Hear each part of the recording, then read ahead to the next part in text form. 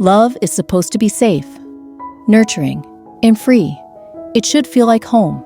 But sometimes, what starts as affection turns into control.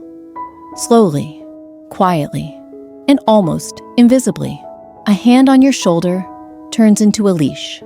A comforting presence becomes a watchful eye. The words you hear begin to shape your reality, and not for the better. You're lucky I put up with you. If you really loved me, you'd change. Don't talk to them. They don't care like I do. Love me the way I need, or don't love me at all. These aren't expressions of love. They are weapons disguised as care. Emotional manipulation often hides behind the mask of affection, but its purpose is to break autonomy and enforce dependence. At the heart of it lies a toxic pattern. Conditional love, a tactic of control disguised as devotion. The illusion of earning love. In a healthy relationship, love is given freely. It isn't a prize to be won or something that must be constantly proven. But when manipulation enters the picture, love is no longer unconditional.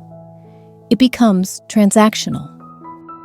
Manipulators often create a system where affection, safety, and even basic respect are only granted when the other person performs to their expectations.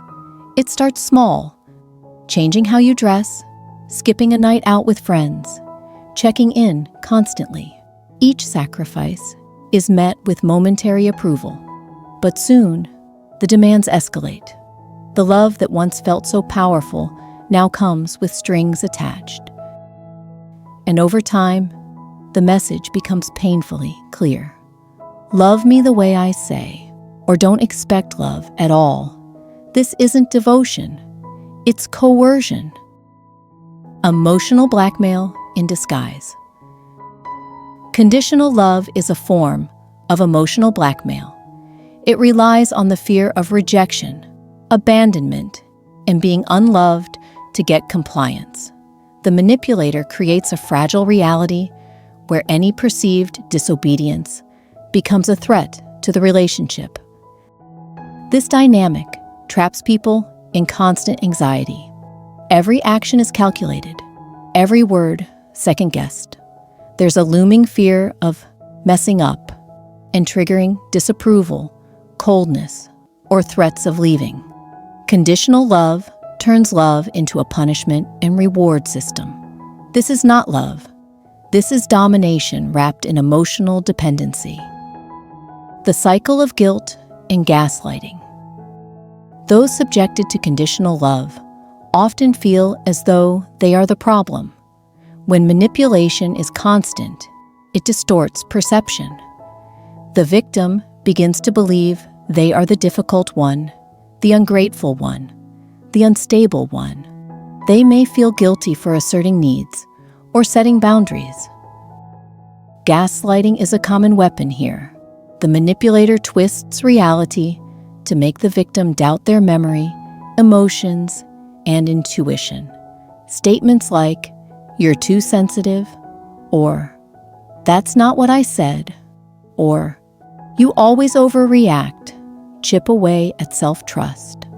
The goal is control, not through force, but through confusion and emotional dependence. Isolation and the erosion of identity. Another tactic of conditional love is isolating the victim. At first, it seems like closeness, just us against the world. But gradually, it turns into exclusion. From friends, family, hobbies, and support systems. Manipulators thrive in silence and separation. Without outside perspectives, it's easier to rewrite reality. Without community, it's harder to resist. Slowly, the victim begins to lose a sense of self. What once was a confident, curious, expressive person becomes quiet, anxious, and self-doubting. Dreams are abandoned. Preferences become irrelevant. The victim's identity shrinks to fit inside the mold the manipulator demands. This erosion is subtle but devastating. Why it's so hard to leave. Conditional love often comes with intense emotional highs. Moments of affection, apologies, and promises follow episodes of manipulation. This pattern creates trauma bonds, a psychological attachment formed through repeated cycles of abuse and intermittent reinforcement. The victim begins to associate the pain with love, believing the turmoil is proof of intensity.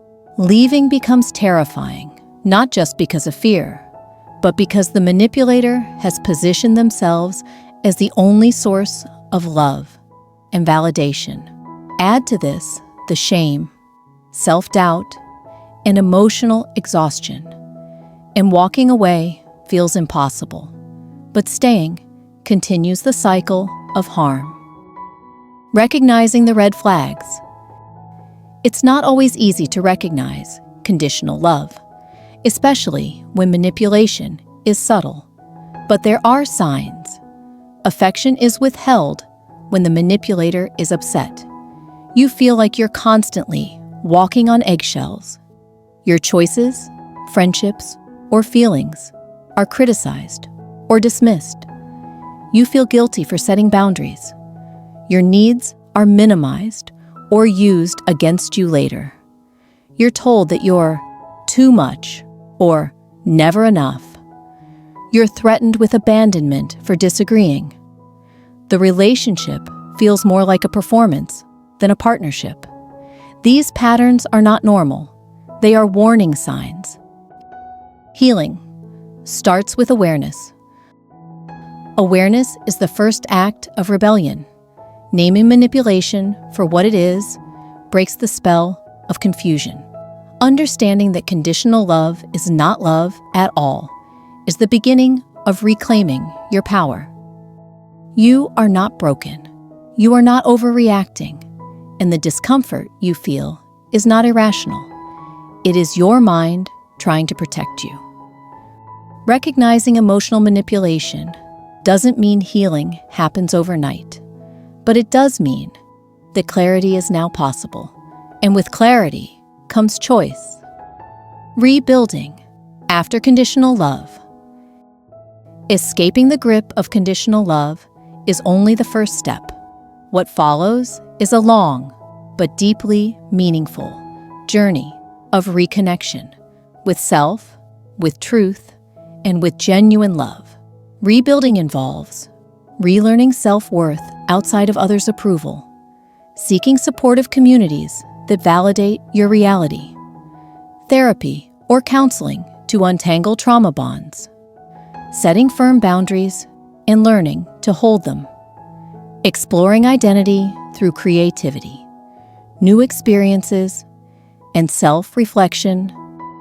Healing is not linear. Some days will feel like progress, others like setbacks. But every moment spent honoring truth and protecting peace is a victory. Love without conditions. Real love does not demand that you shrink. It doesn't come with ultimatums or threats. Real love celebrates your autonomy. It welcomes your boundaries. It offers presence, not possession. A relationship built on mutual respect, honesty, and compassion does not need manipulation to survive. It thrives on freedom. Love is not about control. It's about connection. You deserve a love that doesn't ask you to earn it. One that doesn't silence your truth or force you to sacrifice your sense of self to be enough. You are not alone. If any part of this video, know this. Many have walked this path, and many have found their way out. Conditional love may leave scars, but it does not get to define the rest of your life. You deserve peace. You deserve joy. You deserve a life where love lifts you, not locks you in. Freedom begins the moment you believe that, and healing begins the moment you choose it.